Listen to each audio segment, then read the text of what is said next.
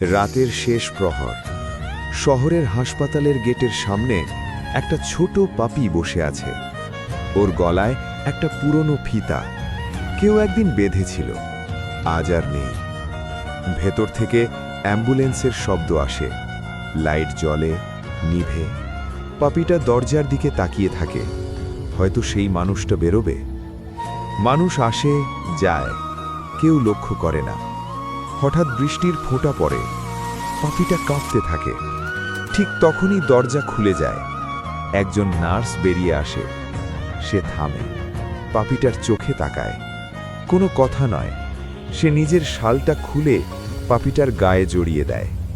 পাপিটা ল্যাজ নাড়ে, প্রথমবার রাতে উষ্ণতা পায়। নার্সটা ফিরে যায়, কিন্তু শালটা রেখে যায়। পাপিটা বুঝে যায়, সব মানুষ থেকে যায় না, কিন্তু কিছু মানুষ চিহ্ন রেখে যায়। Good night.